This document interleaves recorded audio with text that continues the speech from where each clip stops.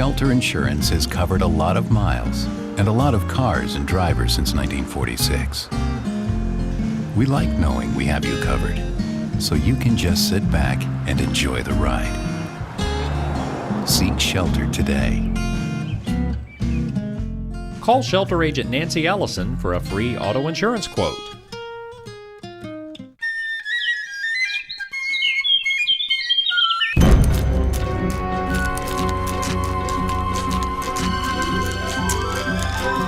Termites attack more than 5 million homes every year and cause over $5 billion in property damage. Don't let this happen to your home. Call me today at Steve's Pest Control and let's get your house protected. I'm going to solve your termite problems. I guarantee it. Now you got a friend in the pest control business, Steve's Pest Control. Closed captioning provided by Rockbridge Preschool and BringYourChildToWork.com, bringing parents and children together. Now what's going on here is actually the guys just got through running a power trial on the concrete. And what that does is gives it that smooth appearance, that real nice glassy shine right there. And the power trial gives them the most work in the shortest amount of time. As you can see behind me, the floor is about 4 to 5 inches thick, and how you can tell that is it has a little bit of line that follows the footing that this actual floor is being poured on top of. We've been waiting for about 3 weeks to get this floor poured on this house so we can keep moving forward. The only time that you can pour concrete is when you have about 18 inches of dirt that's not frozen. Now that the concrete's poured and they're getting it finished, tomorrow they'll have a guy come out here and actually do what they call a control joint. And they're going to take a saw and run horizontal and vertical cuts within the concrete to make sure that they have a controlled joint there. Why they want a controlled joint there is this large span of concrete surface typically wants to crack. When you do controlled joints, those cracks actually run to the controlled joints to make sure that it's not unsightly or becomes a huge issue with sporadic cracks throughout the concrete.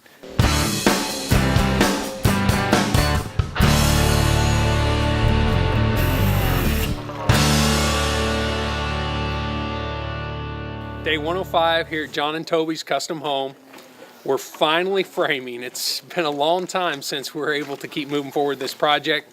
And I'm here with resident expert framer, Corey Everard, and he's going to talk us through the framing process and how we're going to start getting the walls put up here on this custom home. First thing is after the slab's poured, you obviously want to make sure your house is square. So you start by popping a line across the back. Pop a line, you mean a chalk line? Chalk line. Yep, a chalk line that where the walls will actually be put onto. Whenever you're looking at a house, you always want to take your longest wall. And usually on a walkout, that's going to be your back wall. So, like for instance, these two sections are the same, and they're within the same line. So you can literally pull a measurement over there, 4 inches off the concrete, 4 inches off here, and pop one line all the way across. So that way you know you have a straight line all the way across the back of your house. Basically what we're doing here is we're going to go to this corner of the house and we're going to take a chalk line and we're going to go all the way over to that corner of the house, and that's our longest line. Once we get that squared up, then we can start working on the Right, that line is where everything else comes off of. You have that one line, then you can get a square line up off this way, up the side of the wall. Yep. From that point there. And then any wall going this way can be pulled off that, and that will be a parallel. And then any wall coming from this direction will be pulled off this line, and then everything stays square and parallel, so all your rooms are the same distance apart. Then once you pop all those lines, then you have your upper foundation wall. Then you put your treated lumber on that, bolt it all down. Once you have that, then you can actually pull a measurement with a transit from the top of that point there down. And then once you get that measurement, we have these boards that are out on the outsides of the walls. You transfer the line from the top of the foundation wall over the top of there. That line right there is the exact height as the front of your house. Okay. So once you have that, you can mark your studs with that chalk line. All you have to do is just put a stud up there, mark it. You know, concrete's never going to be perfectly flat. So if your foundation goes up and down a little bit, that line stays straight. So each stud might be a little bit different height. Right. But it keeps the exact same height across the back of your house. So once you get the second floor on, everything stays nice and level across the house. Now underneath the sill plate, you want to make sure it's sealed up from weather or Right. anything. So what do you put underneath that sill plate? They have a product called Sill Sealer. It's a foam, just about 1/8 inch thick. And if you look at it, it's kind of corrugated on one side, smooth on the other. The corrugated side goes down on the concrete Okay. because it's rough. And Yep. the smooth side goes on the bottom of your wood. Gives it a good seam sealer. Yep. Okay. All right, very good.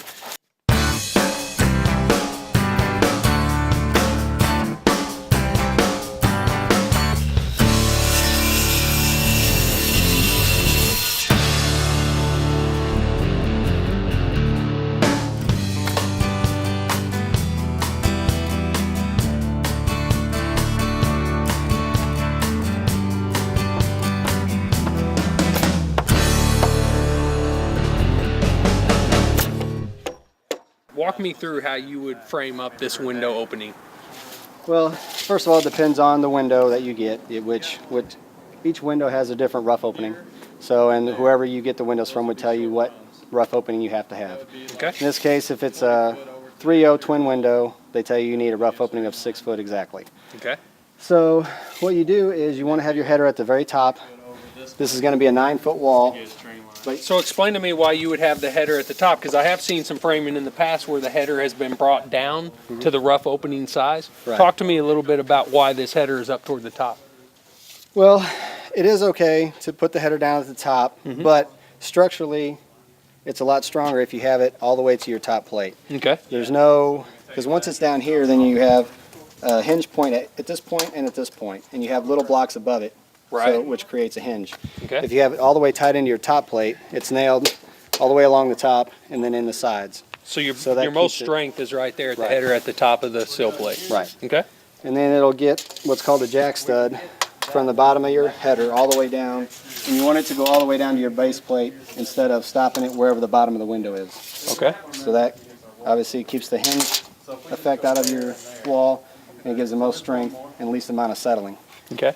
So And then once they run the jack stud from top of the header down here, then what you'll do is run.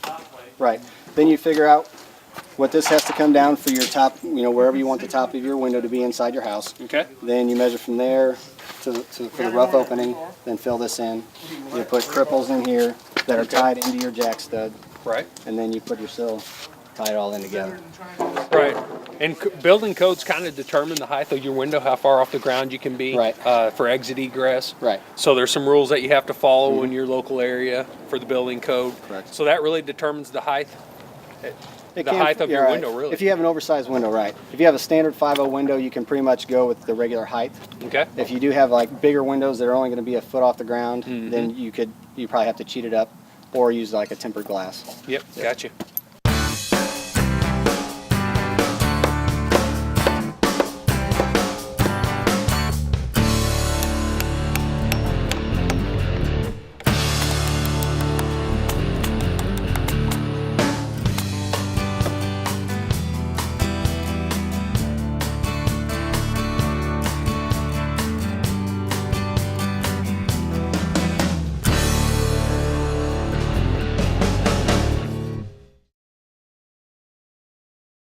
Brought to you in part by Carpet One Floor and Home Columbia. Best brands, best service. The one store for your perfect floor. Forum Christian Church, intentionally connecting people to Jesus. And Withrow Electric. No job too small.